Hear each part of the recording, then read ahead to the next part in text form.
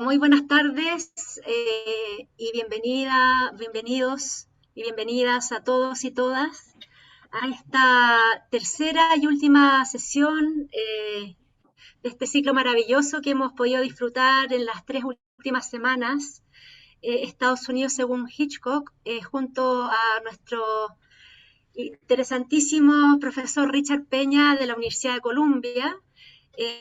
Para los que han estado siguiendo semana a semana sus clases, estuvimos la semana pasada conversando y conociendo en profundidad y de una forma muy provocadora La Ventana Indiscreta, ¿no? Junto a Iván Pinto, quien fue nuestro moderador.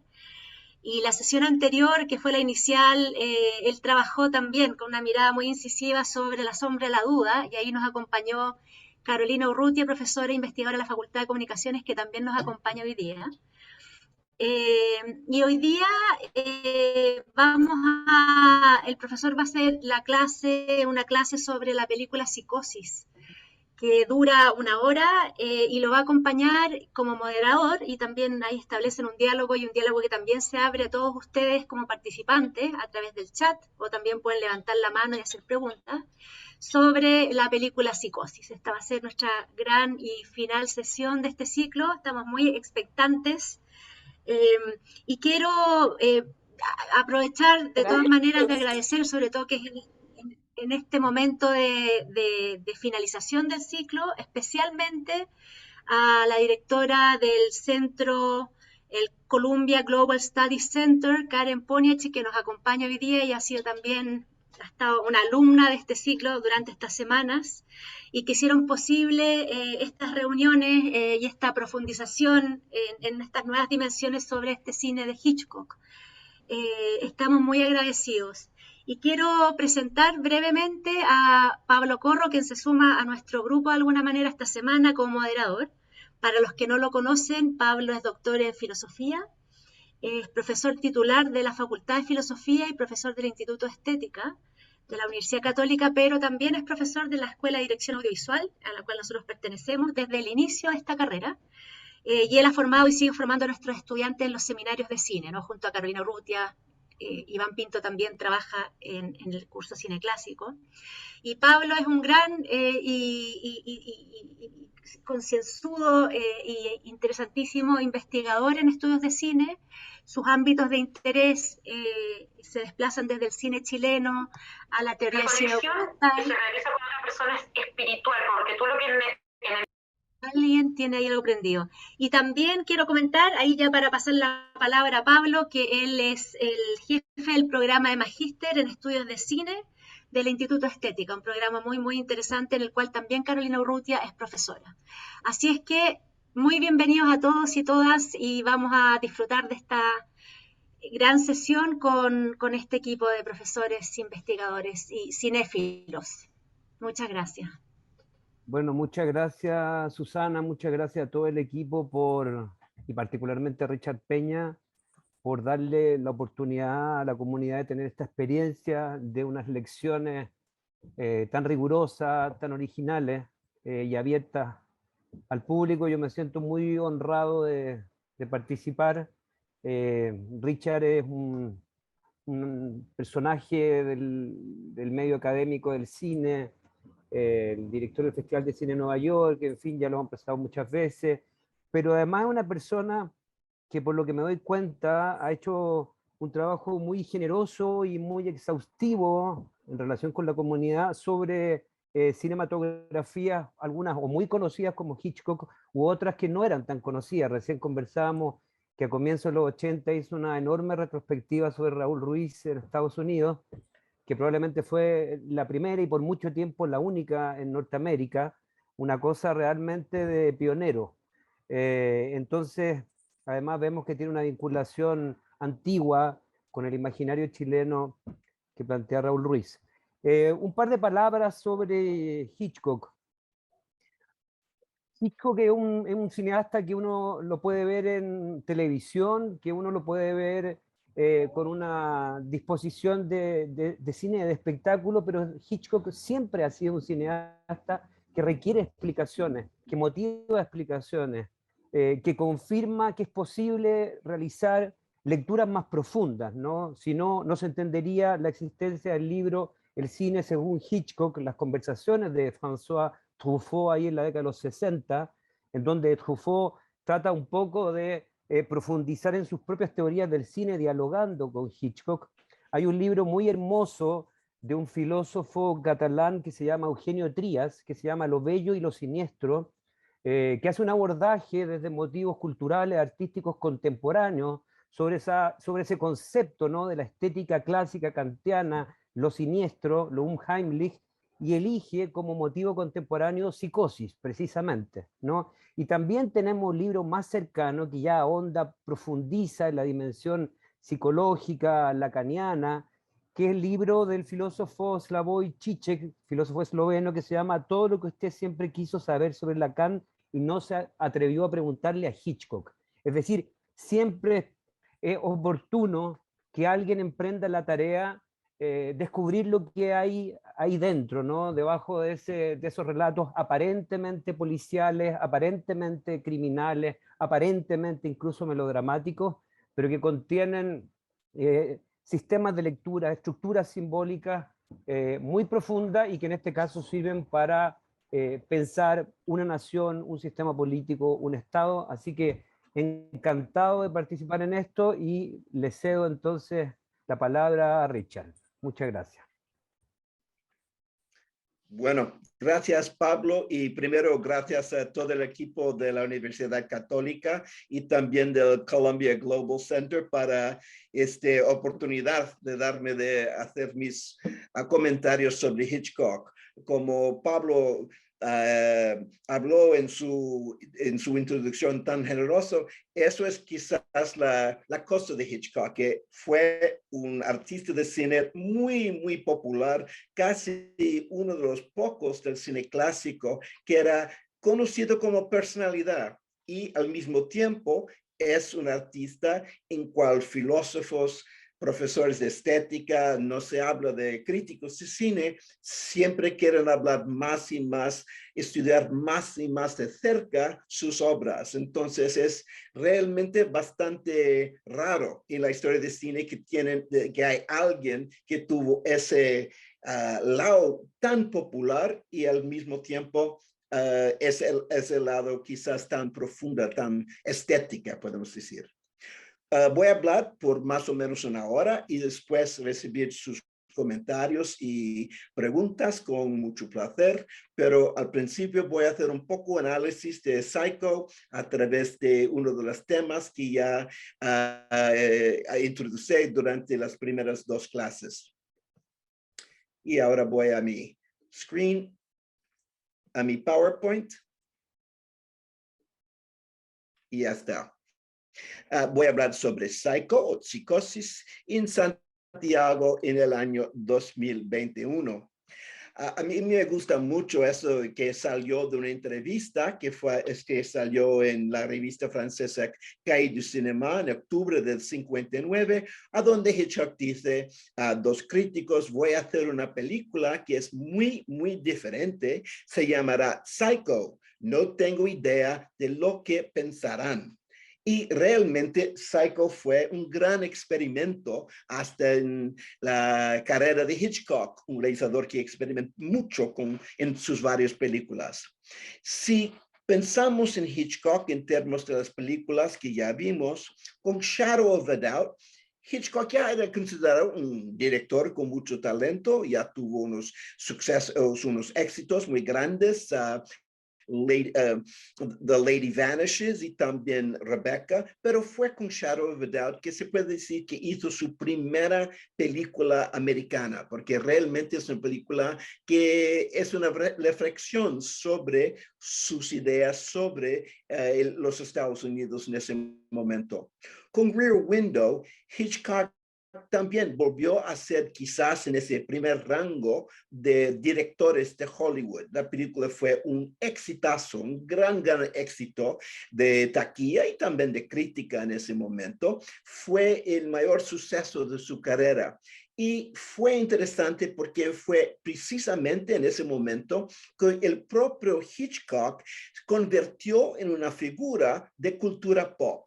y con eso voy a hablar un poco sobre la relación de Hitchcock con un gran desarrollo de esos años que fue la llegada de televisión en los Estados Unidos.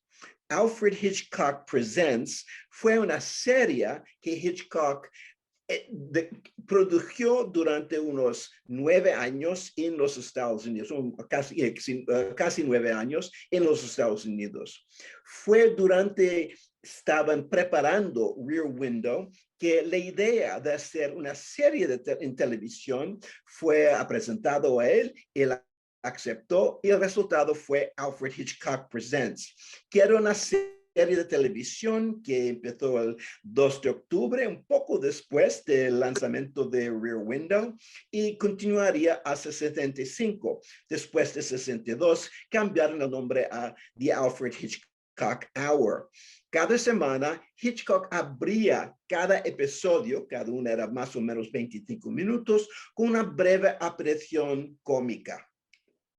Entonces, la figura de Alfred Hitchcock siempre fue muy conectada con la serie.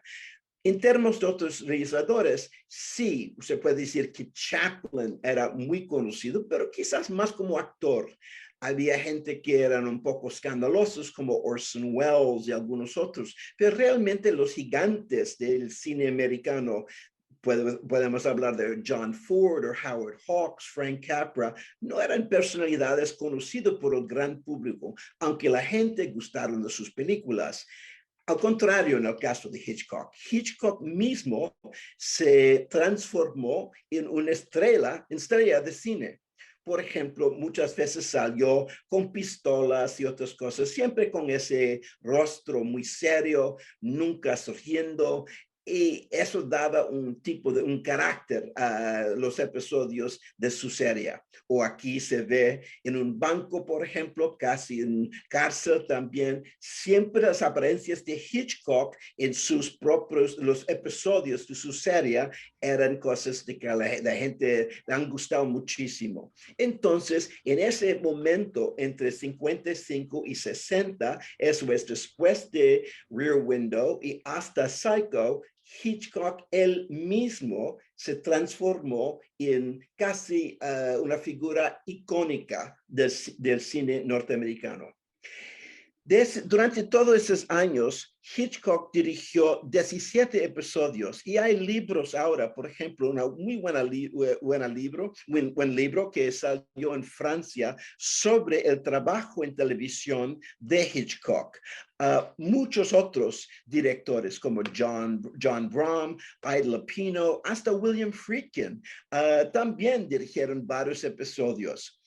Hitchcock y su esposa, Alma Revelle, eran en cargo más o menos de las primeras 2 series. Después de eso, él dejó mucho del trabajo a sus varios asistentes, sobre todo Norman Lloyd, un inglés que trabajó con él, con Orson Welles y mucha otra gente que solamente murió recientemente en los últimos 6 meses. Murió con 102 años. También empezó una revista, Alfred Hitchcock's Mystery Magazine, grabó discos, leyendo historias de terror. Entonces Hitchcock él mismo ya era una estrella de media, se puede decir. Ahora, pensando un poco de televisión y Hollywood, la televisión comercial estadounidense comenzó en 36 con la creación de 3 cadenas de transmisión, CBS, NBC y ABC. Hubo un cuarto, Dumont, que fue creado en Chicago en 37, pero nunca fue bien y lo cerraron en 56. En la Feria Mundial de Nueva York, the New York World's Fair, que pasó en 38, 39, un poco antes de la guerra, la gran atracción era televisión. Para la gran mayoría de gente fue la primera vez que vieron televisión y todo el mundo esperaba que fuera una gran adición al mundo americano y mundial en ese momento. En 39, por ejemplo, los televidentes de Nueva York, Los Ángeles y Algunas otras ciudades ya pudieron ver 8 horas de televisión cada día. El problema fue que necesitaban 3 televisores porque todas las cadenas tuvieron sus propios sistemas de transmisión.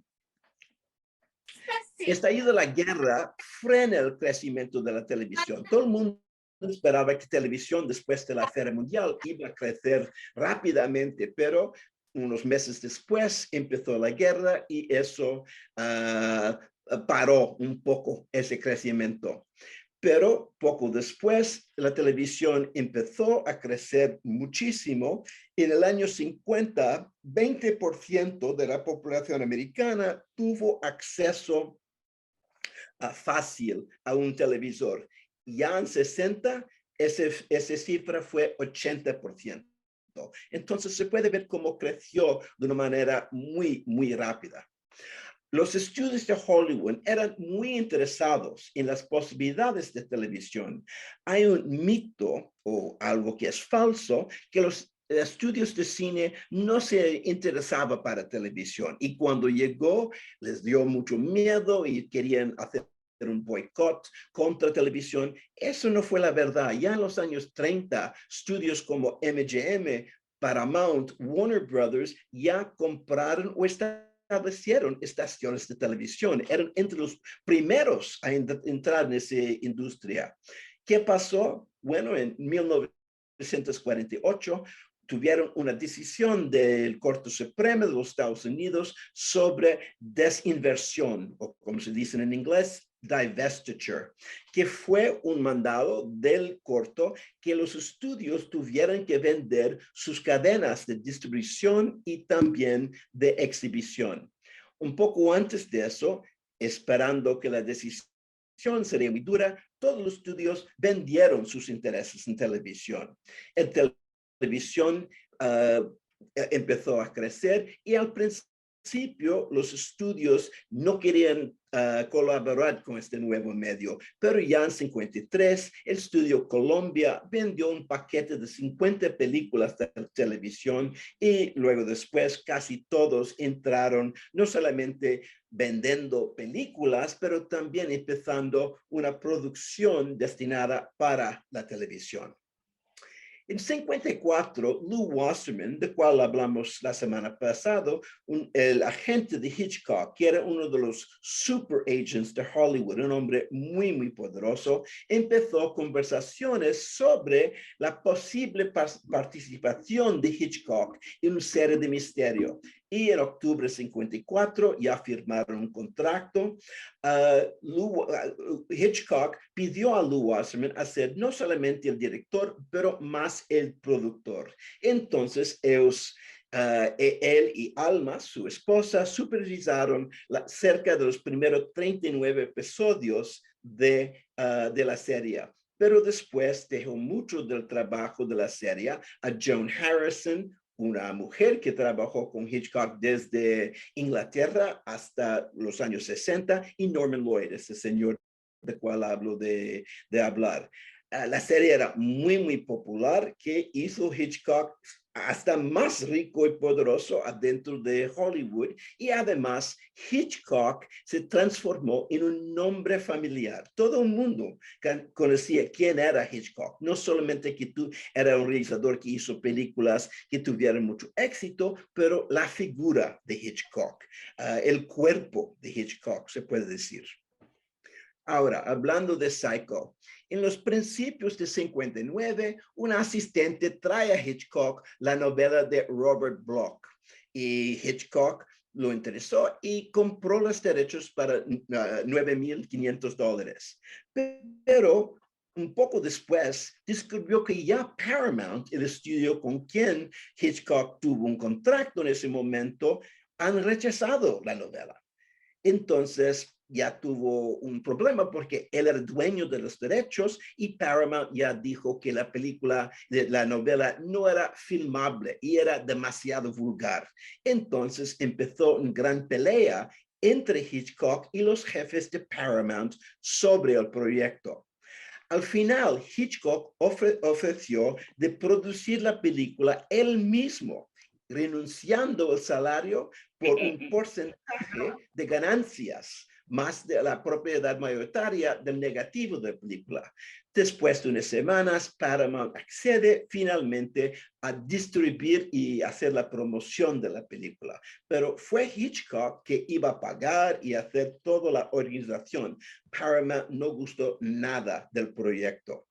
Empezó a invitar varios escritores de adaptar la novela y nadie lo consiguió hasta que Hitchcock ofreció a Joseph Stefano, que era un joven escritor que escribía para televisión, luego para la serie de Hitchcock, pero en ese momento para otras series, de hacer el guión. Y parece que después de unas semanas, Stefano creó algo que Hitchcock gustaba, entonces con eso ya tuvieron un guión o por lo menos la semilla de un guión para filmar. Psycho, tenemos que ver Psycho como una película de televisión. Recuerda que ya Hitchcock estaba haciendo o produciendo por lo menos 30 o más episodios de una serie de televisión y al mismo tiempo estaba haciendo películas como Vértigo, North by Northwest, varias grandes películas de Hitchcock, pero creo que sería más correcto ver Psycho adentro del contexto de la obra de televisión de Hitchcock. Primero, como Hitchcock estaba usando su propio dinero, quería hacer la película lo más barato posible y por eso él adoptó muchos elementos y prácticas de la serie Alfred Hitchcock Presents. Por ejemplo, filmó casi toda la película en Review Studios, que era un pequeño estudio independiente que utilizaron mucho para televisión. Entonces, hizo la película, los mismos estudios a donde él estaba ya filmando la serie de televisión.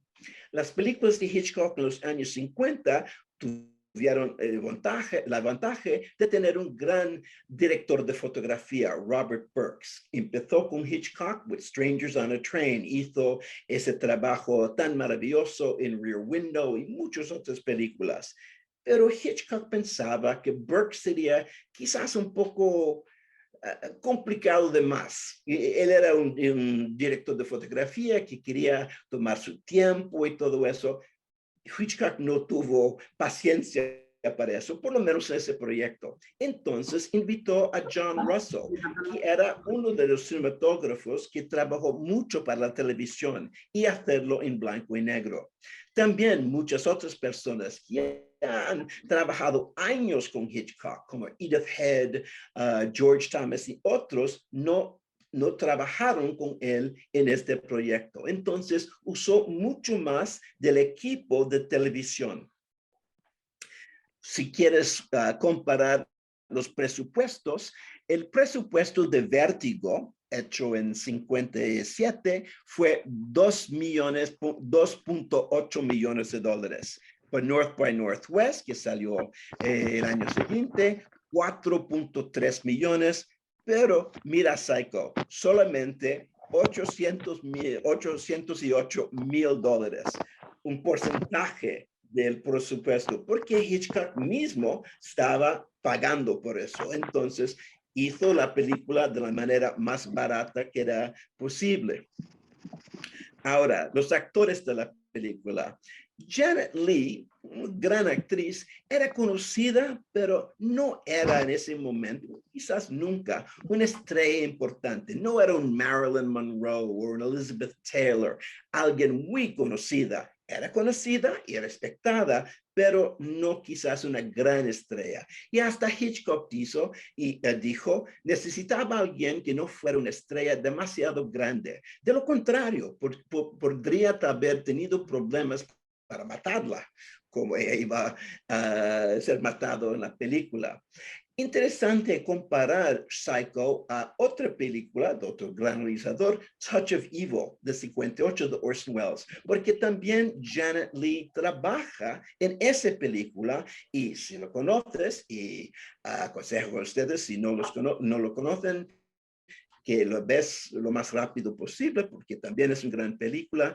También usó Janet Leigh y la historia, una gran parte de la historia es una mujer que está atrapada en un motel solitario dirigido por un personaje excéntrico. Mira aquí esta imagen de Touch of Evil de Orson Welles. Esa es Janet Leigh. Ya se ve un poco una continuación de ese uso de la figura de Janet Leigh. Mujer bella, pero quizás muy vulnerable también. Anthony Perkins, que es Norman Bates, conocido más como actor de teatro, muy activo en el teatro de Nueva York en los años 50, pero en 57 hizo una película en que tuvo el papel de un beisbolista que tiene una condición psicológica, en una película llamada Fear Strikes Out. Y tuvo bastante éxito con eso, fue uno de los candidatos para el Oscar y entonces parecía Hitchcock una buena posibilidad para trabajar en Psycho. Vera Miles era alguien con quien Hitchcock ya ha trabajado. Empezó en un episodio de televisión de Hitchcock, después era la estrella de la película The Wrong Man. Y parece, pues dicen que al principio Hitchcock quería que ella sería la actriz principal de Vértigo, pero en ese momento era embarazada con su hijo, entonces el papel fue a Kim Novak, algo muy importante en mi opinión para la historia de cine. John Gavin, que es Sam Loomis en la película, el novio de Marion Crane o Janet Leigh, era un actor popular y era el nuevo galán de Hollywood, uno de los varios. Era mitad mexicano, hablaba español perfectamente y hasta trabajó en unas películas mexicanas como Pedro Páramo. Después, en los años 70, fue nombrado, o quizás un poco después, fue nombrado embajador de los Estados Unidos a México. Entonces, una figura complicada. Pero Hitchcock se quedó muy decepcionado con su trabajo. Los dos no se llevaban bien y parece que él cortó varias escenas que eran planeados con Vera Miles porque era tan no gustaba nada de su trabajo como actor. Y es interesante, todos que trabajaron en Psycho, Janet Leigh, Anthony Perkins, Vera Miles, otros, hicieron varias entrevistas o escribieron cosas sobre su participación en la película. El único que, en mi conocimiento, nunca habló de Psycho era John Gavin. Y parece que fue una experiencia no muy agradable por él tampoco. Muchos de los otros eran actores más o menos comunes, actores que hicieron muchos papeles en televisión, en cine. Martin Balsam, que es el directivo Arbogast, tuvo una pequeña carrera, pero lo demás eran actores de personajes que trabajaron mucho tanto en cine como en televisión. La filmación casi todo fue en el estudio de Review y la producción duró aproximadamente 5 semanas. Empezó en los fines de noviembre de 59, tuvieron un pequeño vacaciones para las Navidades y se terminó casi en el fin de enero. La escena de la ducha tardó una semana para filmar y quizás algunos de ustedes oyeron un rumor que el verdadero director de esa secuencia fue Saul Bass, que hizo los títulos para la película.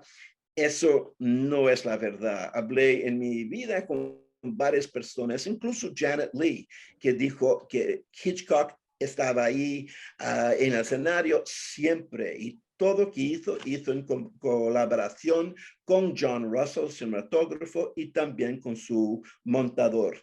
Pero que Saul Bass, si él contribuyó unos, no sé, diseños o algo así, parece que no influenciaron mucho el producto final. Janet Leigh es la mujer que realmente se ve en la gran mayoría de los planos. Ella se quedó la pobre una semana debajo de esa ducha y casi todas las imágenes que vemos en la película de ella, del cuerpo, era realmente de ella. Solamente usó un doble en algunos planos. El compositor Bernard Herrmann empezó a trabajar con Hitchcock en The Wrong Man y originalmente fue contactado solamente para escribir una música para el comienzo de la película y al final el fin de la película. Pero Hitchcock gustaba tanto de su trabajo que seguía pidiendo más y más. La cosa interesante fue que Hitchcock quería filmar la secuencia de la ducha sin música, solamente con los ruidos del momento, del agua, los gritos, todo eso. Pero Herrmann crió la banda sonora y lo mostró a Hitchcock, que estuvo de acuerdo que la secuencia funcionaba mejor con la música de Herrmann. Herrmann también hizo un trabajo increíble en The Birds, Los pájaros, la película siguiente de Hitchcock, en que no solamente contribuyó música, pero también hizo un tipo de orquestación de los ruidos de los pájaros en esa película. Realmente era un artista muy interesante. Empezó su carrera trabajando con Orson Welles en Citizen Kane. Fue la primera película por la cual él escribió la música. Supuestamente, en la proyección a los ejecutivos de Paramount en abril de 60, hubo un silencio de muerte al final. Nadie sabía qué decir sobre Psycho. Y parece también que finalmente alguien dijo, Hitch, ese sonido del inodoro, ¿podemos deshacernos de eso? Es bastante vulgar. Increíble. Y puede ser que quizás no hay otra película en la historia del cine estadounidense que tiene más planos adentro de un baño. Realmente el baño figura como una de las ubicaciones de la película. Bueno, la película se estrena en junio de 60, primero en un estreno limitado y luego más amplia en septiembre. Las críticas eran mixtas, pero tuvo un gran éxito casi inmediatamente con el público. Algo original del lanzamiento de la película fue la campaña publicitaria. Hitchcock hizo varios carteles que dijeron absolutamente nadie ha admitido una vez que comienza la película. Eso fue algo que ya fue usado en los Estados Unidos con la película Les Diaboliques de Henri-Georges Clouzot de 52, que era una película que Hitchcock admiraba mucho. En esos años era muy común en los Estados Unidos, no sé, en Chile, para la gente entrar en cualquier parte de la película y después verlo de nuevo desde el principio. Un hábito muy, muy extraño. Esa idea de que la gente tiene que llegar a la hora para ver la película desde el inicio era quizás una práctica más conectada con la exhibición de cine de arte. Y aquí se ve uno de sus carteles, otra vez con la figura de Hitchcock, apuntando al reloj, diciendo, es necesario que veas a Psycho desde el principio.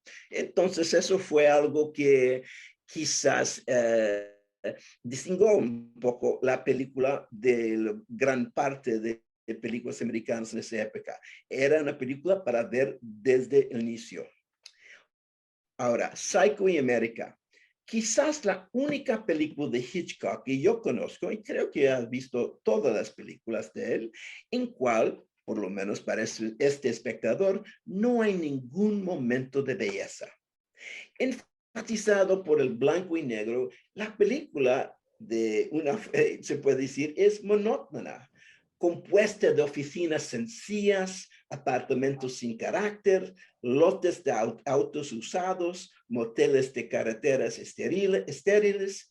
Increíble, es una película que no tiene nada de esa belleza de imagen que vimos en Rear Window o hasta quizás en La Sombra de la Duda.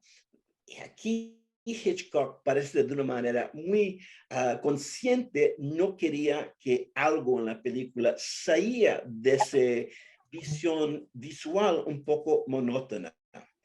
Se puede decir que es una película sobre los perdedores del sueño americano, no la gente que ganaron, pero la gente que perdieron. Mujeres como Marion Crane y podemos decir también su hermana, que no han casado, y hombres que luchan para mantenerse con empresas a punto de fracasar, como Sam y también como Norman. Aunque se hizo unos meses antes que John Kennedy lanzara la nueva frontera, New Frontier, que era el nombre del movimiento de Kennedy, Psycho ofrece quizás una visión de que el novelista Thomas Pynchon llamó el vieja y extraña América, Old Weird America, siguiendo a Thomas Pynchon. El país sigue siendo seguro y próspero como fue en 59-60. Se habla de ir a la luna, hay varios proyectos de ese tipo, pero un país puede avanzar cuando lleve tanto equipaje del pasado. Sin embargo, el sitio de horror no es la vieja mansión gótica, sino el baño nuevo e impecable en el motel moderno. Entonces, podemos decir que Psycho es una película de encrucijada. Es entre el cine clásico y el cine modernista. Y es un retrato entre la vieja y la nueva América. Ahora, la vida familiar. Quizás Hitchcock estaba fascinado con familias y muchas de sus películas tienen temas que son involucrados con cosas pasando en varias familias. Aquí quizás el tema es cómo analizar específicamente las formas en que los padres victimizan a sus hijos. Y podemos ver eso en casi todos los personajes de la película. Marion, por ejemplo, dice que tiene que girar la foto del mamá hacia la pared cuando Sam viene. De vergüenza que tiene, que es una mujer no casada, pero que obviamente tiene un amante. Sam dice que está luchando por pagar las deudas de su padre, que ya murió hace tiempo. Catherine, la otra secretaria que trabaja en la oficina de Marion, dice que la madre la llama solo para asegurar que el marido de Catherine ha llamado. Cassidy, el hombre que está comprando esa propiedad, dice parte de algo extraordinario, que está comprando la felicidad de su hija. No comprando la felicidad, pero dando dinero para que ella no sea infeliz. Es una cosa increíble. Y obviamente Norman, quizás personaje más victimizado por sus padres. Entonces tenemos esta visión de una nueva generación que está súper cargado con quizás todo el peso del pasado. Ok, ahora para pasar a ver algo de la película. Interesante que hasta este logotipo de Paramount parece que está filmado de la pantalla del televisor. Vemos aquí, por ejemplo, las líneas del escaneo que identificamos con la imagen televisual. Después, los títulos de Saul Bass. Saul Bass era un grande creador de los genéricos, los títulos de películas, aunque no era el hombre que diseñó la secuencia de la ducha. Quizás retoma un poco esa idea de líneas de escaneo. Vemos otra vez esas líneas que crean y después destruyen imágenes. The screenplay by Joseph Stefano y basado en la novela de Robert Bloch. Después de que la película fue un gran éxito, el novelista Robert Bloch empezó a quejar. Él solamente recibió $9,000, entonces la película era un éxito extraordinario, que todo en la película ya estaba en la novela. Pero si lees la novela, y no lo aconsejo porque creo que la novela es muy mala, puedes ver que hay muchas diferencias entre la material original y la película que Hitchcock hizo. Es para mí casi un milagro que Hitchcock leyó la novela y pensaba que él pudiera transformar la novela en algo más interesante, algo más coherente. Norman, por ejemplo, en la novela es un hombre gordo, calvo, alcohólico y de mediana edad, no como Anthony Perkins, un hombre, en mi opinión, guapo, más o menos joven, con energía, no es nada como el personaje de Norman en la novela. En vez de Marion Crane, se llama Mary Crane en la novela y casi no está, muere en las primeras páginas de la novela. Sam y Lila, el novio de Mary o de Marion, y Lila, la hermana, después de la muerte de Mary, se juntan y se convierten en una pareja. Norman no es un taxidermista como está en Psycho, pero tiene una ardilla de peluche en su escritorio. Y la relación de Norman con la madre solo se revela en un epílogo que aparece al fin y es algo contado de un psicólogo a otras personas. Entonces hay tantos cambios que es realmente que Hitchcock y su escritor Joseph Stefano era completamente transformar la situación. La única cosa quizás que sobró de esa transformación es un poco la muerte de Marion, de la mujer, pero los actos de muerte son muy distintos en la película y también en la novela. Ya hablé un poco de Bernard Herrmann. Los dos se admiraban mucho y Hitchcock decía que era el único verdadero compositor con quien él trabajó. La película, después de los genéricos, los títulos, empieza con estos títulos que nos da mucha información sobre el lugar y el tiempo. Phoenix, Arizona. Friday, viernes, el 11 de diciembre, 2:43 de la tarde. ¿Por qué tantos detalles? ¿Por qué tantos detalles tan precisos? En general, se puede decir que es un poco una pista falsa. El asesinato fue tan arbitrario que podría haber tenido lugar en cualquier momento y en cualquier lugar. Entonces, Hitchcock nos da información muy precisa, pero es algo casi arbitrario que acontece, que pasa a Marion. Phoenix, la ciudad Phoenix, pero Phoenix en mitología griega era un pájaro mitológico que se levantó de sus propias cenizas. Quizás algo que obviamente suena con la película. ¿Por qué viernes? Crea un espacio temporal para que el robo permanezca sin descubrir, que si fue quizás en un miércoles, ya el jueves sería evidente a todos, pero por lo menos esto da Marion un tiempo para escapar de Phoenix. 11 de diciembre es temporada navideña y podemos ver en algunos planos todas las decoraciones en la calle. La Navidad también, se puede decir, es la época de máximo tensión familiar, porque muchas veces gente regresa a ver sus familiares y con eso sale mucha tensión. 2:43 de la tarde, como Hitchcock dijo, es el único momento cuando esta secretaria puede pasar un tiempo con su amante. No se puede hacer en la noche o quizás en otro tiempo, solamente en esa hora, un poco más de una hora que ella tiene para almorzar. La cámara elige una ventana.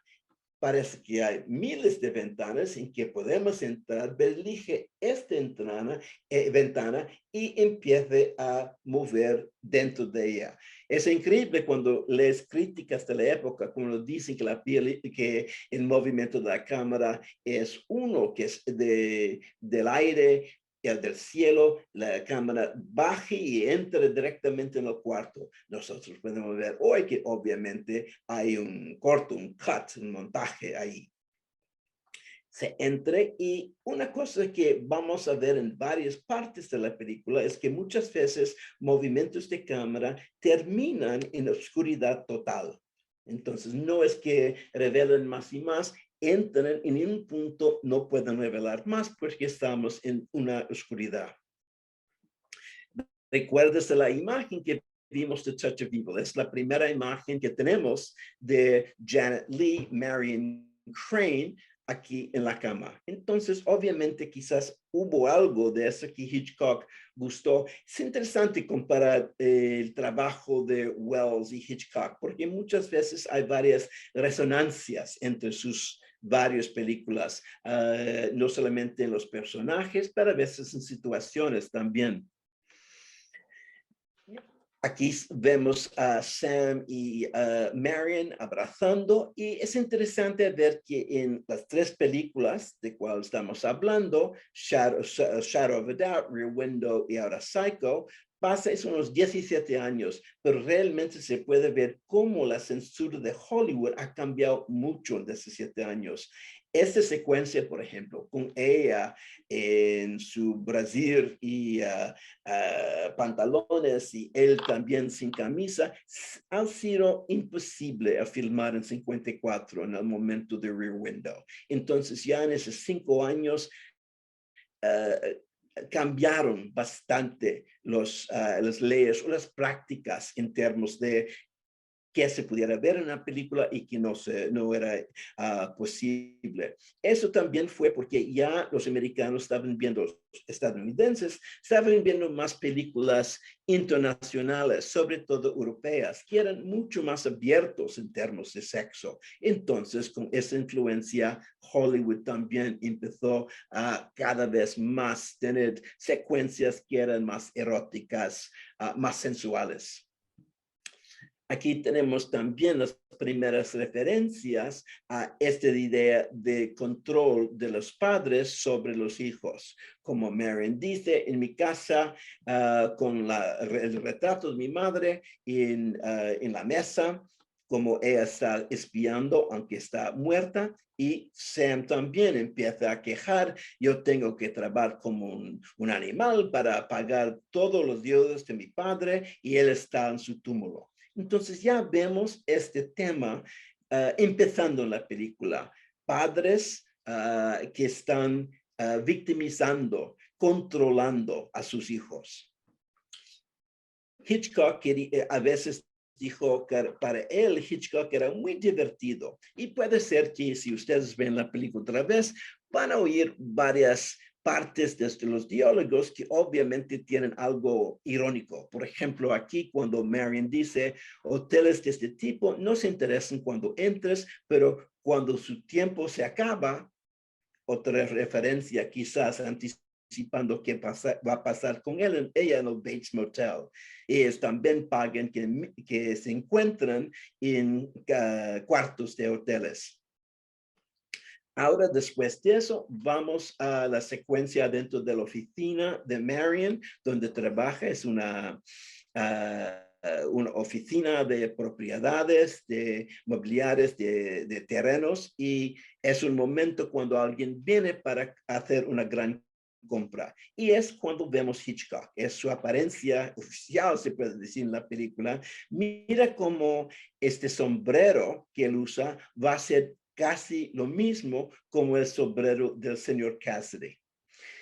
Hay una pequeña secuencia con esta actriz que es Pat Hitchcock, la hija de Alfred Hitchcock, que trabajó en algunas de sus películas.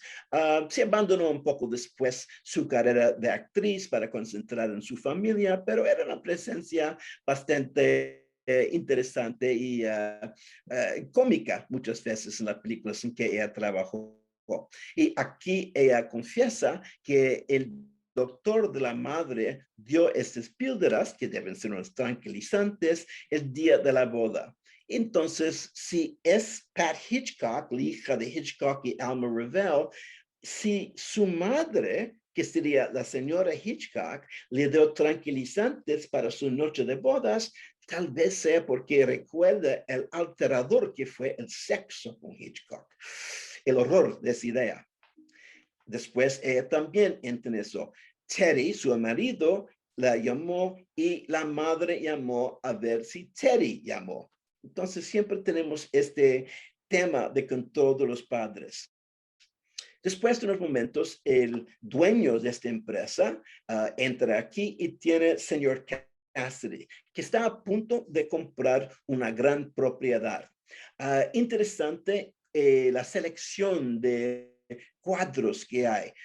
aunque se puede decir que Marion tiene perspectivas que son muy limitadas, tenemos pinturas de campos enormes, horizontes sin límites. Entonces es casi irónica que esta mujer que tiene tan pocas posibilidades trabaja en una empresa, en una oficina, donde estas pinturas dicen lo contrario. Aquí empieza a hablar con Marion, que espero que mires a mi baby, la hija que se va a casar. Y aquí dice $40,000 en cash. Recuerda que también Uncle Charlie en Sombra de la Duda tuvo $40,000 en efectivo. Es un número que Hitchcock usa bastante en sus películas. Y también fue lo que él pagó para su primera casa en los Estados Unidos. Después, señor Cassidy empieza con un discurso por qué está comprando esta propiedad. Y lo dice que no está comprando ese terreno para hacer su hija feliz. Es solamente para parar la infelicidad de su hija. Entonces parece que estamos destinados a ser infelices. Podemos posponer, pero no podemos evitar. Es una visión muy extraña, sobre todo en el contexto estadounidense, esta idea que somos casi nacidos a ser infelices. Después Marion se va y la última vez que lo vemos es enfrente de esta pintura, otra vez una pintura que es de horizontes y sin límites, espacios muy grandes, al mismo tiempo que ella siente que no tiene una salida, que realmente está en una trampa. Ahora, podemos decir que los historiadores del cine clásico a menudo dividen el cine clásico en quizás dos grandes escuelas. La escuela de montaje de Sergei Eisenstein y la escuela de mise-en-scène, puesta en escena, de F.W. Murnau, el soviético y el alemán. Y la escuela de montaje argumentó que el poder de cine se encontraba en edición, en las formas que las tomas, escenas individuales que construyeran en unidades más grandes. La escuela de puesta en escena se centró más en la interpretación y exploración del espacio y estaba muy interesado en el movimiento de la cámara. Hitchcock es interesante porque su trabajo encarna ambas tradiciones. En la década de 40, como hablamos la semana pasada, hizo varios experimentos con el movimiento de la cámara o tomas muy largas en películas como Rope o películas como The Paradigm Case y otras de esa época. Pero cuando entre en los años 50, parece que él abandona un poco esa orientación para puesta en escena y concentra más en montaje. Y en varias entrevistas también enfatizó siempre la importancia de montaje, de edición para su trabajo. Y quizás para Hitchcock, el objetivo de montaje, de edición, era la manipulación del público, como controlar cómo se sentía, qué veía, qué pensaba. Y recuerdo, su primer estudio académico fue ingeniería, como Eisenstein también. Psycho, para mí, es una de sus películas, o quizás de cualquiera, más meticulosamente editado. Y espero que ustedes, si lo ven a Psycho otra vez, van a ver el cuidado que Hitchcock hizo para ese montaje. Realmente es algo muy interesante, es tan preciso. Y quizás también, como no tuvo mucho dinero, tuvo que concentrar y hacer cada plano de la película contar para algo. Ok, aquí tenemos, por ejemplo, todo un poco la narración del robo. Vemos el dinero en la cama. Después vemos maleta que está un poco dispuesto, pero obviamente alguien está pacatando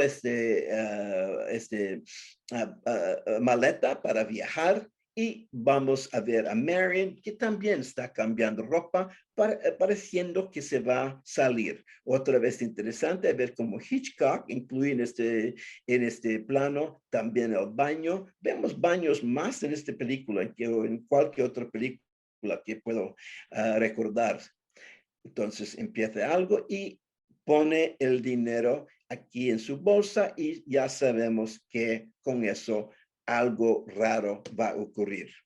Ella entra en su auto y obviamente no depositó ese dinero en el banco, pero está saliendo de la ciudad con el dinero. Entonces, poco a poco, nosotros estamos viendo varios detalles y formando la narración, formando la historia. Vemos el dinero, la maleta, la mujer cambiando su ropa, ahora en su coche. Entonces, poco a poco, sin decirlo, nosotros estamos formando esa narración. Durante esa secuencia, oímos varios voiceovers que están en la imaginación de Marion.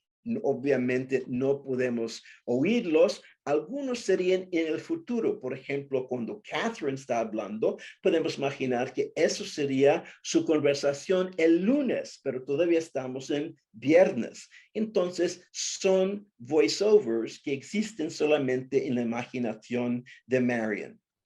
Marion sale, mira aquí las decoraciones de Navidad, como es diciembre, y se ve a su jefe y también a Mr. Cassidy cruzando la calle. Y en un momento, el jefe para porque piensa, ¿por qué está en un coche saliendo? Parece raro, porque ella dijo que estaba sintiendo mal y quería volver a casa. Entonces, ya podemos ver que este crimen es completamente ilógico. Realmente, ella imaginaba que ellos no iban a seguirla hasta la casa de Sam. Parece realmente como un momento de locura. Durante el viaje, ella tiene que parar, una policía viene y tenemos esta secuencia también muy poderoso cuando la policía viene, se ve que está dormida en su coche y empieza una interrogación de ella. Interesante ver los lentes aquí de la policía que parecen o tienen una resonancia con los ojos oscuros del cadáver de la señora Bates después.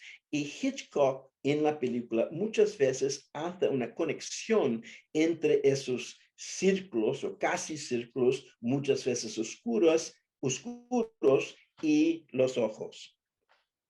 Entonces, otra chiste, hay muchos moteles en esta área, porque no quedaste en una para quedar segura. Obviamente, después se va a quedar en uno de esos moteles y sería el fin de Marion. Todavía tenemos esto, vemos a Marion, nosotros sabemos que ella tiene este dinero, vemos la policía, estamos a punto a saber si la policía va a descubrir que ella robó ese dinero. Otra vez cuando él se parece en la ventana del coche, se ve casi como vimos en Rear Window, que a veces la ventana puede funcionar como pantalla. Después también vemos hasta aquí, ve que la policía le está siguiendo, va a este lote de carros usados, de coches usados y compra otra, mientras cual este policía está siguiendo y mirando. Después Norman va a describir algo como los ojos crueles mirando y puede ser quizás otra anticipación de eso. Voy a adelantar un poco, que ya veo el tiempo ha pasado. Vemos aquí otra imagen en un baño y esta vez Hitchcock introduce otras cosas, es la imagen doble de Marion. Vamos a ver que varias veces Hitchcock usa esta imagen doble para decir que hay Marion que vemos y otro Marion al mismo tiempo.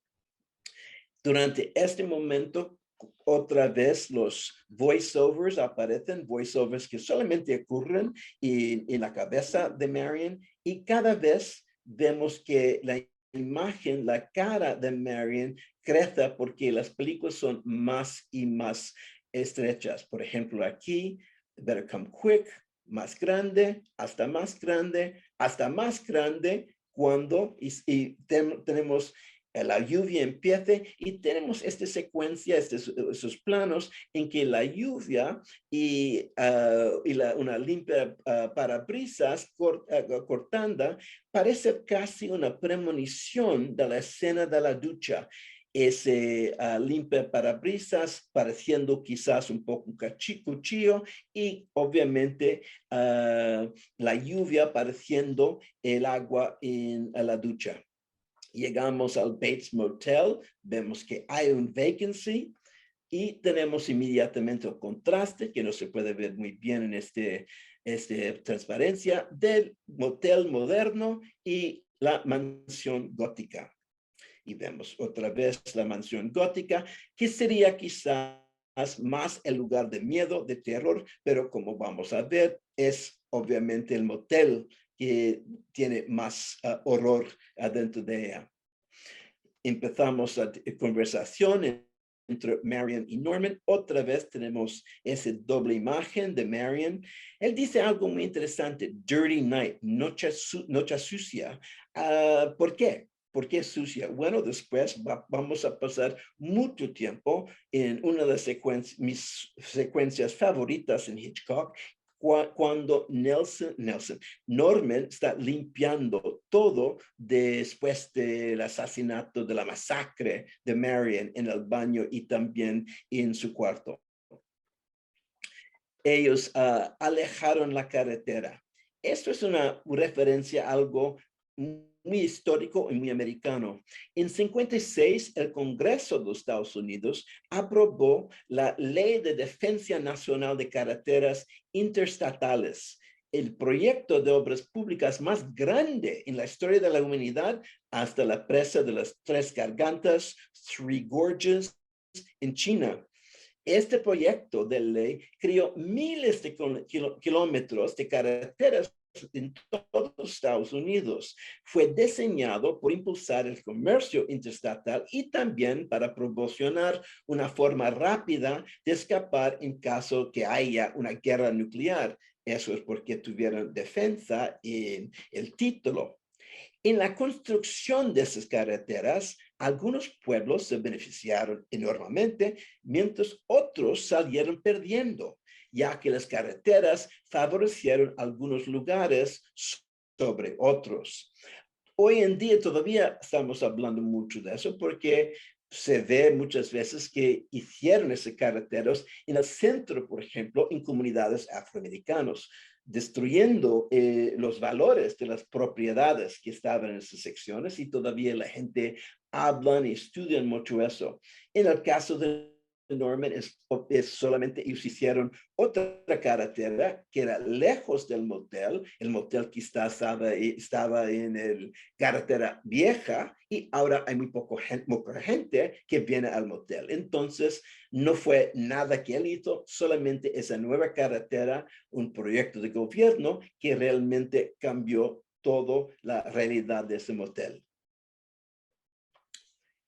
Otra vez vemos el baño abierto. Norman no puede decir la palabra, y también la primera vez tenemos imágenes de aves, de pájaros, y la película tiene muchas referencias a pájaros. Quizás no fue por acaso que Hitchcock, la próxima película sería Los pájaros, porque realmente imágenes de pájaros se ve mucho en esta película. Otra vez la imagen doble, dos Marions, okay, vemos que está todavía escondiendo el dinero. Toda en esta parte, la concentración es sobre Marion. Es Marion que realmente casi controla la cámara durante eso. La cámara sigue ella cada vez. Después oímos, y es la primera vez que tenemos un voice off que no es algo ocurriendo en la cabeza de Marion. Otra broma de Hitchcock, cuando Norman describiendo la madre, dice, she isn't quite herself today. Ella no es ella misma hoy. Algo que tiene un sentido irónico en el contexto de la película. Mientras Marion retrocede contra la puerta, también revela la cama, quizás otro sitio de horror para Norman Bates. Cuando entramos en el parlor, en ese cuarto de visita, vemos que está lleno de estos pájaros que él trató después de las muertes para que ellos puedan continuar teniendo su forma. Es taxidermista, un aficionado, pero obviamente lo hace mucho y lo hace bastante bien. Vemos siempre en esos planos Norman siempre al lado de varios pájaros y también hasta la física de Norman empieza a aparecer más la física de un pájaro, un búho quizás, como vemos aquí en la parte de atrás. Todos esos pájaros que están muy cerca de él todavía y esto es algo que admiro mucho de la actuación de Perkins. Cuando Janet Leigh, cuando Marion dice, quizás sería mejor si poniste ella en un lugar y él inmediatamente cambia. Es quizás uno de los momentos cuando realmente la madre toma control, no solamente del mente de Norman Bates, pero también del cuerpo. Entonces, él en este momento se transforma en la madre. La madre toma control, no solamente quizás de su pensamiento, pero también de sus acciones. Después, the laughing and the tears, las risas y las lágrimas y los ojos crueles que te estudian. Parece una descripción de sala de cine, ¿no? Bueno, a veces, y dice, a veces se vuelve un poco loco. Es exactamente que el detective Jack dijo hablando de Uncle Charlie. Entonces se ve como estos temas se repitan mucho en Hitchcock. Marion se va y en el momento que se va, la película ahora es la película de Norman. Norman está ahí y la cámara ahora se queda con Norman. Cuando vemos a Marion es de la punto de vista muchas veces de Norman. Tiene aquí este agujero de cual puede espiar a Marion, otro espía, que hay muchos espías en las películas de Hitchcock. Vemos aquí Marion de punto de vista de Norman. Él regresa a su gran casa, se va a la cocina y mira cómo está sentado. Parece más un pájaro y que se ha vuelto su cuerpo. Mira, es más la posición de un pájaro de quizás un ser humano. Otra vez, como dijeron, el cine americano no daba muchas imágenes de baños y todo lo que ocurrió en baños, pero Hitchcock lo hizo para razones que para mí eran muy importantes. Inodoro con cisterna de cine. Ella entra y tenemos unos momentos muy privados para Marion. Ella está ahí, nos podemos imaginar, gustando mucho de la ducha, de la agua. Vemos esta imagen que para mí es una imagen especialmente personal, algo que solamente alguien que está en el baño en este momento puede gozar. Y después, ¿qué hace? Hitchcock mueve la cámara para que la cortina de la ducha quede exactamente contigua con la pantalla del cine. ¿Ok? Vamos y la puerta abre y empezamos a ver una figura detrás de la pantalla. Esta figura aproxima, también la cámara mueve un poco, lo vemos más y más, un poco más claro, pero todavía no completamente, y en un momento abre la cortina de la ducha y también podemos decir la pantalla y vemos la figura que era detrás de la pantalla, con un cuchillo que también tiene más o menos un aspecto muy fálico.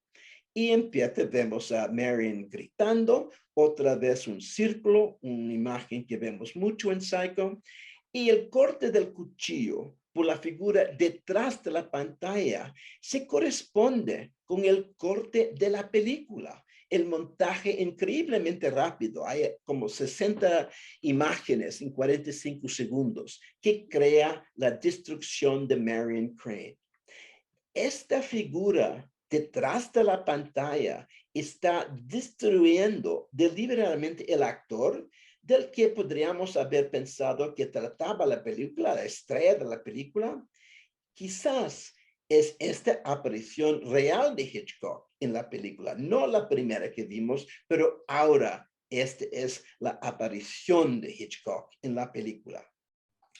Cuando mira como la salida del madre parece mucho la salida de Marion unos minutos antes, y otra vez la película se va a Norman. Como acto final, el actor moribundo literalmente baja la pantalla. Se coge la pantalla en la mano y la pantalla de cine cae con ella, o quizás la pantalla de cine clásico cae con ella. Y es interesante notar que en el mismo año, Michelangelo Antonioni estrenaría La Aventura, una película en la que el personaje principal desaparece después de unos 20 minutos para no volver más. Entonces, esta película, podemos decir, de unos maestros del cine clásico, y otra película de los pioneros del cine modernista, salen al mismo año y los dos tienen la misma operación de narrativa, tener una figura principal que desaparece después de unos minutos. Vemos aquí la sangre que sale del cuerpo, la pierna, el pie de Marion, y otra vez tenemos esta imagen extraordinaria. El agua y la sangre fluyen hacia el desagüe de la bañera y más se expande. Otra vez este círculo oscuro que vemos y transforma en un ojo. Entonces es el ojo como el desagüe, algo que acepta todo que entre en el ojo, en la misma manera en que todo entre el desagüe. Después tenemos un movimiento de cámara, y como hablé la semana pasada de movimiento de cámara motivado, otra vez tenemos un ejemplo de eso, ahora que la cámara mueva del cuerpo, ahora muerto, de Marion. Vemos la bata, vemos la cama, vemos el periódico que ya sabemos contiene el dinero. Ella escondió el dinero ahí. Podemos preguntar, ¿quién movió la cámara? Ciertamente no Marion, porque podría ser esta misteriosa figura detrás de la pantalla, un pájaro muerto. Y después tenemos más, pero ya veo que hablé mucho, había mucho material para cubrir quizás al principio. Yo quería obviamente hablar sobre otros momentos en la película, pero creo que quizás con eso llegué al momento clave de la película. Puedo decir también que quizás los primeros 60 minutos de la película de Psycho son extraordinarios, entre los mejores en la obra de Hitchcock o quizás la historia de cine. Después de la muerte de Marion y después de que Norman limpia el baño y todo eso, la película quizá cae un poco, quizás porque Hitchcock no se interesaba mucho con John Gavin. Entonces filmó esas secuencias muy rápido. También estaba enfadada con Vera Miles por varias razones. Entonces, esa segunda parte de la película no es quizás tan rica. Hasta el final de la película es para mí también extraordinario, pero ya concentré en esa primera parte de la película. Perdona, pero quizás ahora sería mejor tener preguntas o reacciones, por lo menos a las cosas de cual ya hablé. Y si hay preguntas sobre la segunda parte de la película, obviamente yo puedo responder a ellas y quizás hasta regresar a las imágenes que tengo en mi PowerPoint. Gracias. Bien. Muchas gracias, Richard. Realmente muy interesante la exposición. Me tomó tiempo entender por qué era tan relevante ir estableciendo la relación entre los procesos productivos de Hitchcock, que lo iban insertando en el mundo de la televisión y de la producción serial, la relación interesante que hace Richard Peña entre Psycho y el contexto de la televisión como medio ya relevante en la configuración de la realidad norteamericana, de la mundialidad contemporánea, tiene que ver finalmente con la idea de la infiltración de la imagen al espacio más íntimo de la vida, ¿no? Nosotros íbamos con el cine a una sala y hacíamos las veces de espectadores, ¿no? Serge Danet en el libro El cine arte del presente dice que en el caso de Jeffrey, en La ventana indiscreta, esta figura del fisgón que está inmovilizado no es otra cosa que la figura de un espectador. Es una referencia al modelo de espectador en la sala de cine. Pero después con la televisión, desde la década del 50 en adelante, entra a nuestras casas una caja que proyecta imágenes y que se convierte en una especie de fuente de discursos que también son discursos de autoridad, ¿no? El paso siguiente en las dinámicas de la intimidad progresiva de la imagen y de la homogeneización también de la imagen, bueno, es Internet, las redes sociales y finalmente la pérdida de control total, ¿no? Toda la historia de la biopolítica tiene que ver con el rollo del sueño de la inmunidad. Y el sueño de la inmunidad es protegerse de eso que hicimos nosotros, que fue abrir nuestro mundo al poder de las imágenes, ¿no? Entonces lo que ha pasado hoy aquí tiene que ver con eso derechamente e interesante.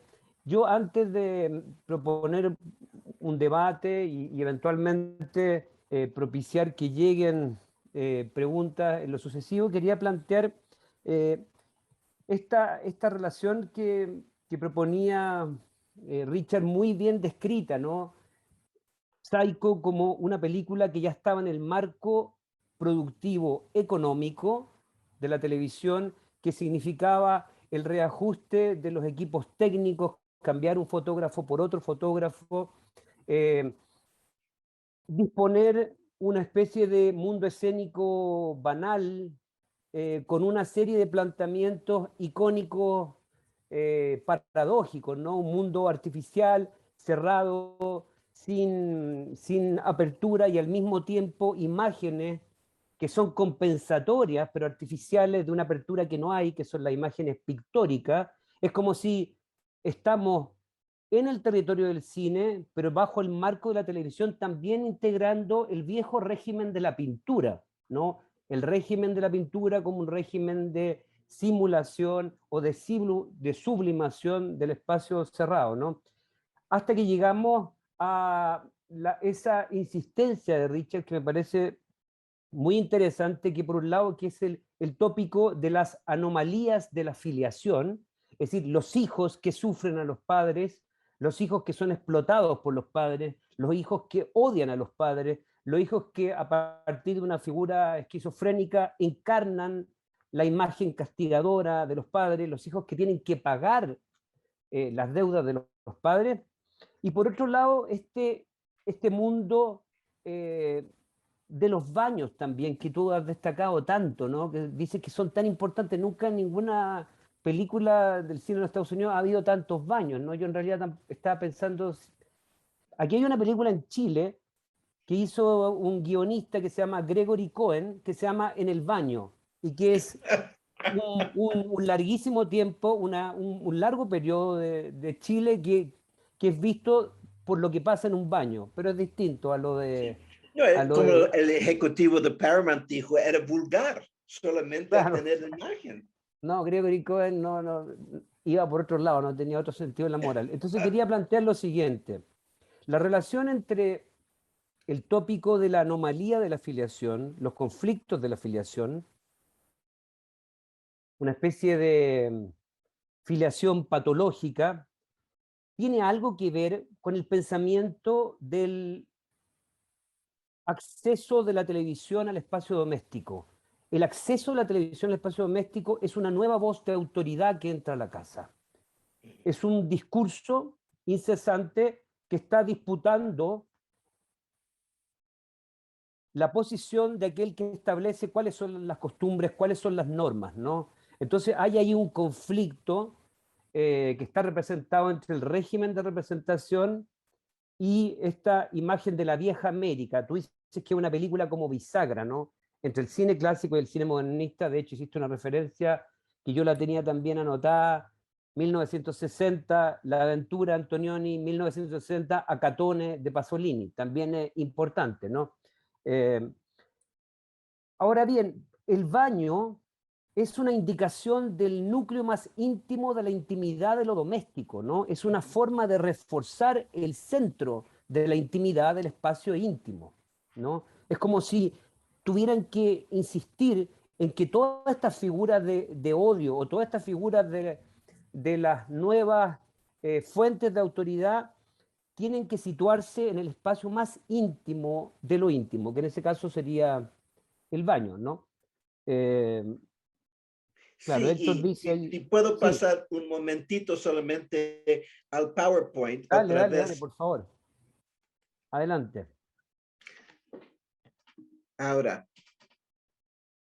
Norman reflejando la posición de muchas personas viendo Psycho en ese momento, ojos fijos en un espectáculo, comiendo algo, como si está comiendo un bombón o cualquier cosa. Y tenemos este movimiento que vemos este coche que se entra en la ciénaga y pare. Él se pone un poco nervioso y finalmente desaparece de nuestro punto de vista y Norman está contento. Estos también para mí son imágenes muy escatológicos. Es obviamente que está descargando las cosas que no necesita más y nos vemos ellos desapareciendo en todo lama, cosa sucia, todo eso. Él lo está mirando, se pone nervioso cuando no baja completamente y obviamente contento cuando se ve que se desaparece totalmente. El final de la película, para saltar la última cosa que vemos después de todo el discurso de la madre de Norman y todo eso, y Hitchcock escogió terminar la película con esto. Todo que echamos, todo que quisimos esconder, todo que nosotros queríamos que tirar, ya volviendo.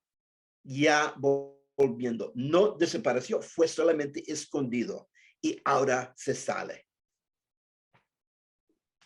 Entonces eso es quizás por qué está tan fascinado con el baño, porque realmente habla de eso como de un punto de vista casi escatológico, que realmente estamos viendo las mierdas que está saliendo y que realmente quiere que desaparece, pero eventualmente regresan.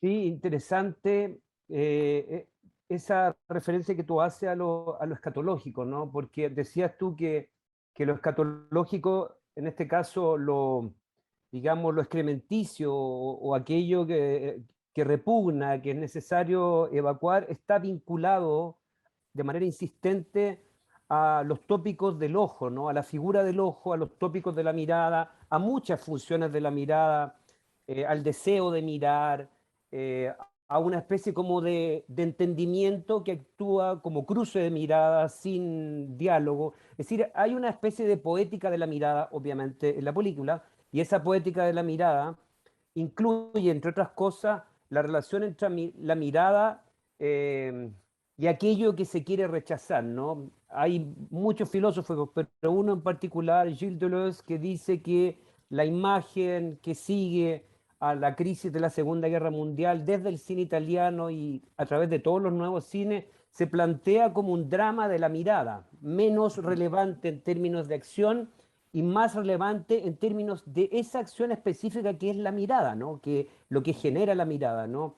Eh, me gustó Y la Hitchcock relación. tiene ese Dale. momento cuando él hace ese corta, es un corte más un dissolve entre ese desagua y el ojo, Sí, que es sí. realmente Es un ojo, increíble. pues, claro, es un ojo y es un ojo que recibe sangre, es un ojo también muerto, que ya mira sin mirar. Bueno, ahí el libro de Trías, Lo Bello y lo Siniestro, el capítulo dedicado a Psycho, es toda una relación a través de el sentimiento estético de una realidad súbitamente alterada, entre otras, como una experiencia de la mirada. Vincula, esto lo plantea a partir del ensayo de Freud y de un relato de Hoffman que se llama El Arenero, ¿no? Y que tiene que ver con el cuento de este señor que le saca los ojos a los niños que no se duermen, todo un rollo, ¿no? Con la visualidad en el origen de la modernidad. Quería hacer una observación interesante sobre la relación que tú hacías con Antonioni y esta modalidad de relato donde era posible, contra todo esquema del negocio fílmico, hacer desaparecer al personaje en los primeros 20 minutos, ¿no? Eh, pero hay una diferencia. La Marion no desaparece, la aniquilan, ¿no? La matan. Sí. En cambio, la protagonista de la aventura desaparece de tal manera, nunca más se la encuentra, que de algún modo sigue gravitando sobre ese relato de suplantaciones, ¿no? Su amiga se mete con su novio.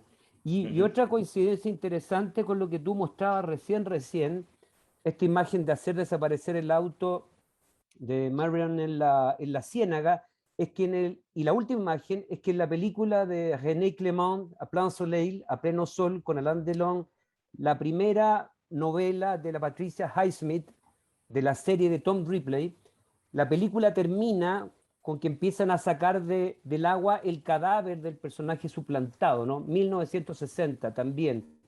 Esto Sí. también tiene que ver con un régimen de realidad en donde las cosas aparecen y desaparecen. Y esa aparición y desaparición, que puede ser relevante o irrelevante, tiene que ver con los nuevos medios que coexisten, cine, televisión y lo que vendrá más adelante. Sí. Y quizás también como es quizás una película sobre la dificultad del nuevo mundo a nacer cuando hay tanto del viejo, que el Sí. viejo todavía está. Claro, es un poder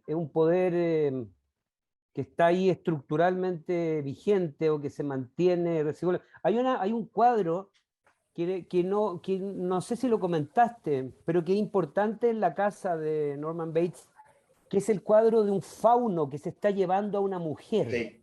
La Se ve imagen detrás de él en esa secuencia en el estudio. Después, cuando el novio Sam regresa y entra, se ve mucho más claro. Los dos retratos que hay son eróticos, los dos.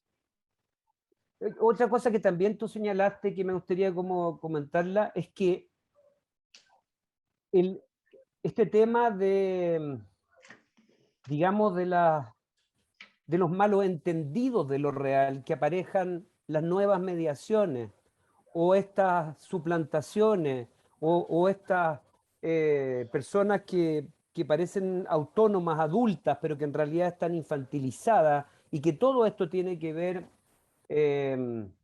con la imagen, también tiene que ver con el motivo de la taxidermia, es decir, de los cuerpos de los animales embalsamados.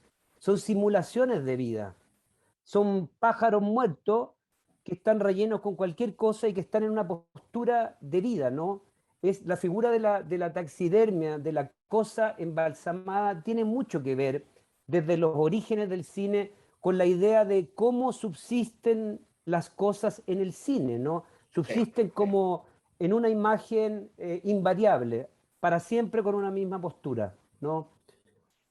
Entonces es una película que también permite volver como a los primeros problemas, a los primeros ideales, a los primeros complejos, a las primeras ilusiones del cine, sobre todo pensando que Hitchcock es un cineasta que se forma en el cine mudo, ¿no? Que construye sus elementos esenciales en el cine silente. Eh, yo creo que Héctor Burgos quería plantear algo, porque planteó algo a propósito de las road movies, que hasta ahora no lo hemos comentado y que sería bueno que lo expusiera. Ujú. Bueno, buenas tardes a todos, muchas gracias, encantados de estar aquí. Sí, a mí me parecía que había como, no sé si es una road movie, pero tiene como esos elementos, ¿no? Esos hoteles baratos donde se pasa el sexo casual, porque también el sexo es muy importante acá, ¿no?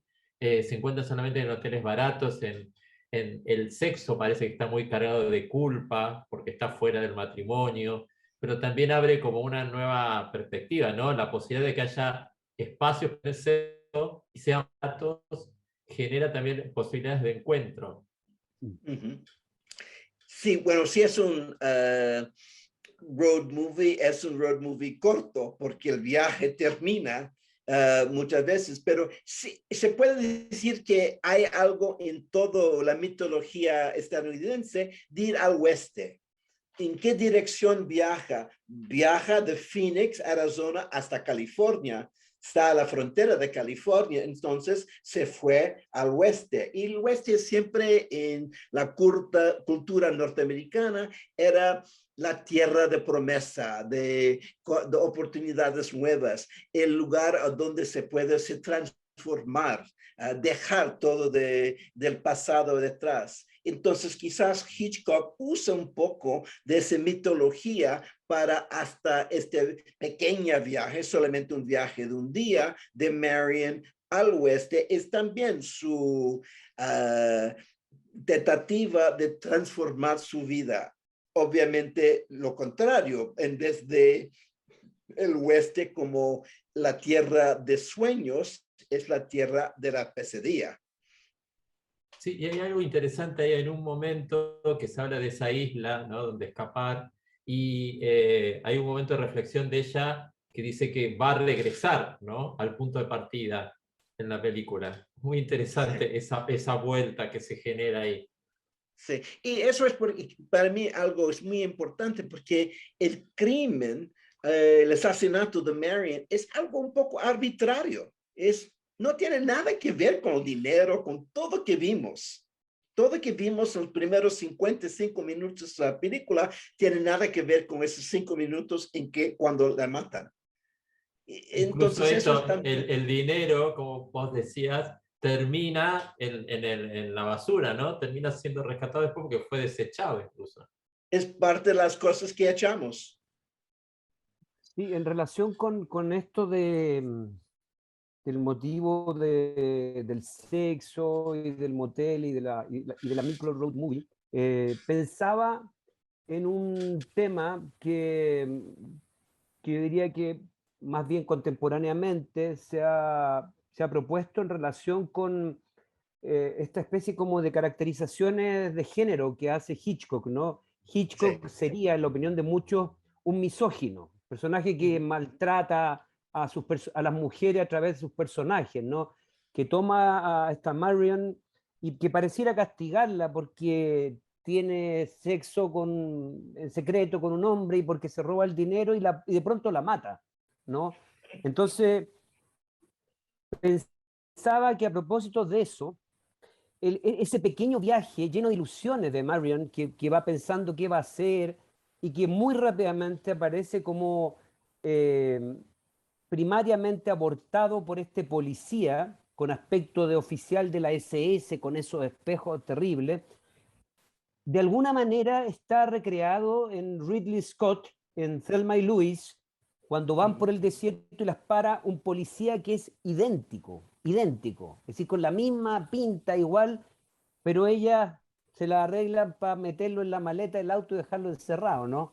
Entonces, como una revisión de esa figura, que naturalmente es una figura como eh, también en un tiempo de transición de las identidades genéricas, ¿no? Y lo otro también pensaba sobre lo que tú señalabas, Richard, de que esto de que matan porque sí, digamos, a la Marvel no hay razón, yo creo que tiene que ver también con un tópico que va a ir, que se va a ir desarrollando en el cine de la segunda mitad del siglo XX, que es un tiempo en donde la idea de la trama central se empieza a fracturar, se empieza a quebrar la trama central, y empieza a desarrollarse un relato que puede ser dispersivo, que se va para allá, que es la idea del lugar equivocado, que por ejemplo está en Pulp Fiction, en la parte de Butch, el boxeador, y que de pronto va a dar a ese lugar donde están esos depravados que tienen ¿cómo se llama? Al mafioso metido, encerrado, y hay un hombre que es como un perro, con un bozal, ¿no?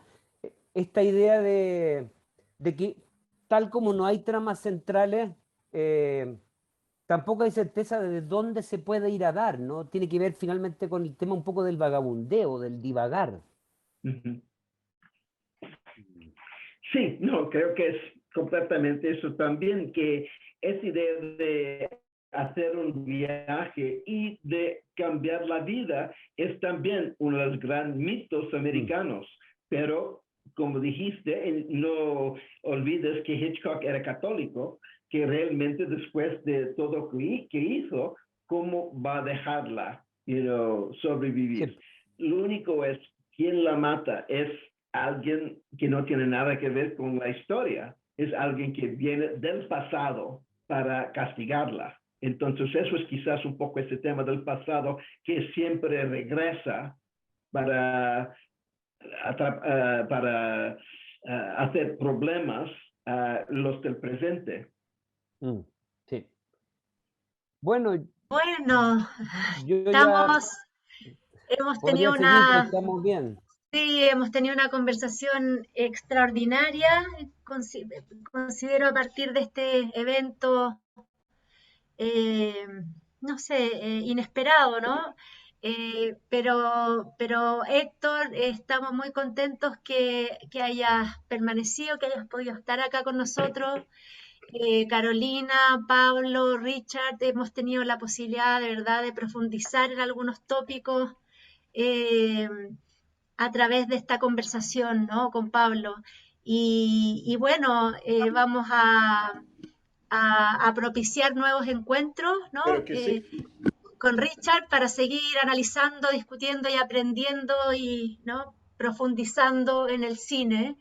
Y ojalá acompañado por Pablo, por Carolina, ojalá te tengamos de vuelta, Héctor. Y muy agradecida, ¿no? Muy agradecida a nombre de la universidad, de la Facultad de Comunicaciones, de nuestra Escuela de Dirección Audiovisual, con Karen también. Richard, estás en una hora ya estás muy Es tarde pasado ya. en tu horario, ¿verdad? Y Pablo, por tu extraordinaria preparación, pasión, ¿no? Por tu cinefilia maravillosa. Así es que espero que nos encontremos de nuevo también, Carolina, y que pensemos otra forma, ¿no? De continuar, de que continuemos.